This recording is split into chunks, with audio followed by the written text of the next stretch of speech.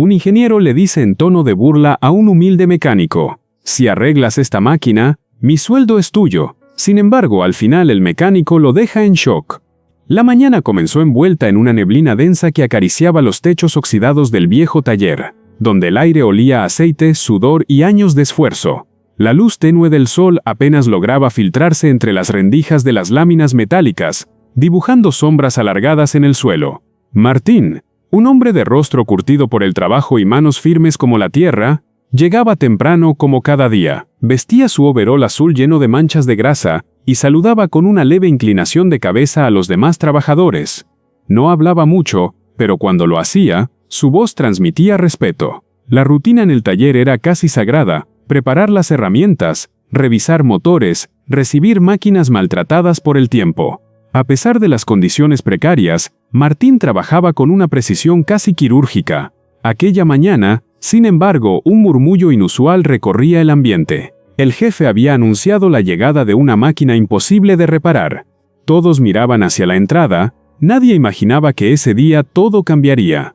La puerta metálica se abrió de golpe, dejando entrar una ráfaga de viento caliente y el ruido de un motor elegante. Un auto negro se detuvo frente al taller, y de él bajó un hombre de traje gris claro, gafas oscuras y una carpeta bajo el brazo. Era el ingeniero Ramiro Zúñiga, enviado por la empresa central para inspeccionar el equipo dañado. Su presencia contrastaba con la humildad del lugar: zapatos lustrados sobre un suelo manchado de grasa, perfume caro entre el olor a gasolina. Se dirigió con seguridad al centro del taller, donde ya habían colocado la enorme máquina industrial, una dobladora hidráulica de última generación, detenida hacía meses. Ramiro soltó una carcajada burlona. «Esto no lo arregla ni Dios», dijo, mirando al grupo.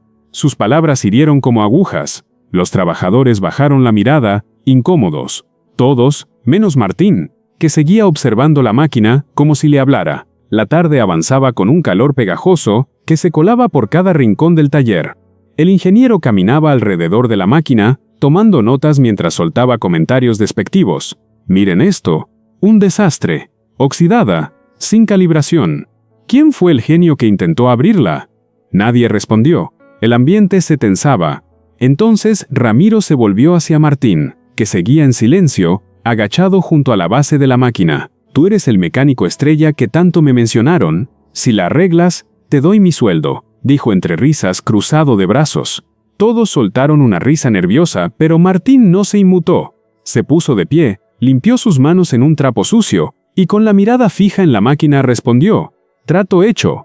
La burla se convirtió en silencio. El ingeniero alzó una ceja. «Perfecto. Quiero ver esto». Y sin más, se acomodó en una silla cercana, dispuesto a ver fracasar al humilde mecánico.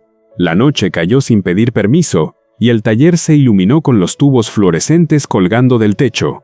Martín no pidió ayuda, ni mostró apuro. Comenzó desmontando cuidadosamente el panel frontal, usando sus propias herramientas, muchas de ellas viejas pero bien cuidadas. Los demás lo observaban a distancia, entre la curiosidad y el escepticismo. Afuera la ciudad dormía, pero dentro del taller, todo vibraba con tensión. Cada tornillo retirado parecía una batalla ganada. Ramiro bostezaba, revisando su celular, mientras soltaba suspiros de fastidio. Pero Martín seguía. Bajo la luz blanca sus ojos brillaban con concentración. No hablaba, solo escuchaba. El metal, los engranajes, las vibraciones mínimas. Había algo casi espiritual en su forma de trabajar. Era como si dialogara con la máquina. Al amanecer, con los primeros rayos colándose por los cristales sucios del taller, Martín descubrió la raíz del problema. Una válvula interna, fabricada con un compuesto defectuoso, había generado una falla en cadena. Lo supo al oír un leve clic seco cuando giró una pieza que no debía moverse. Su intuición, cultivada en años de trabajo silencioso, le indicaba que ese era el corazón del problema. Ramiro, que había dormitado toda la noche en su silla, despertó sobresaltado al escuchar el ruido del compresor. Martín sonrió por primera vez. «Es aquí», murmuró. Aquel hallazgo lo llenó de energía. Corrió a su pequeña caja de herramientas, sacó un componente improvisado que había fabricado semanas atrás, por si acaso, y comenzó el proceso inverso. Ensamblar, ajustar, calibrar, cada movimiento estaba cargado de historia y experiencia. A media mañana, el calor comenzaba a pegar con fuerza, y el sudor corría por la frente de Martín, pero no se detenía. Colocó el último perno, limpió la consola y presionó el botón de encendido. El silencio fue absoluto. Todos contuvieron la respiración. Entonces, un zumbido grave y suave comenzó a llenar el aire. La máquina cobró vida. Las luces del panel se encendieron en secuencia perfecta. Martín revisó los niveles, y poco a poco la estructura comenzó a moverse con precisión milimétrica. El metal se doblaba como si fuera papel. Ramiro se puso de pie, incrédulo. «No, no puede ser», murmuró. Los trabajadores estallaron en aplausos, y algunos se acercaron a Martín, que seguía concentrado, como si aún no creyera del todo lo que había logrado. Pero lo había hecho, contra todo pronóstico. Ramiro caminó en círculos, pasándose la mano por la frente sudada, buscando una explicación. «¿Cómo hiciste eso?» Esta máquina fue revisada por ingenieros reconocidos. Todos dijeron que era chatarra. Martín se encogió de hombros. «La escuché. Ella me lo dijo». El ingeniero rió nervioso, pero no había sarcasmo en la respuesta. Era verdad. Ramiro, humillado, buscó recuperar autoridad. «No puedes tocar equipos de esa gama sin certificación. Eso es ilegal». Pero los otros trabajadores lo interrumpieron. «Él no la tocó, la salvó. Usted se burló». El ambiente había cambiado. El respeto había cambiado de dueño. Martín no buscaba fama ni gloria, solo hacer su trabajo. Pero el destino le había entregado un escenario. Con el sol ya en lo alto, los jefes de planta llegaron alertados por la noticia. Vieron la máquina funcionando y exigieron explicaciones. Ramiro intentó llevarse el crédito, pero los técnicos lo desmintieron. Las cámaras de seguridad mostraron que fue Martín quien la reparó. Solo, durante toda la noche. Un supervisor se le acercó y le preguntó: «¿Por qué aceptaste un reto así?». Martín respondió con calma: «Porque alguien tenía que intentarlo sin miedo». Los presentes lo miraban con respeto, como a un maestro.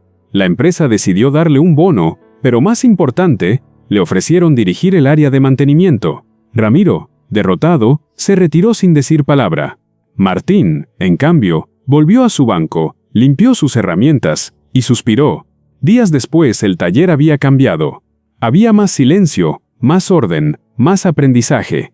Martín no hablaba mucho, pero ahora todos lo escuchaban cuando lo hacía. Los más jóvenes se le acercaban para aprender, y él enseñaba con paciencia.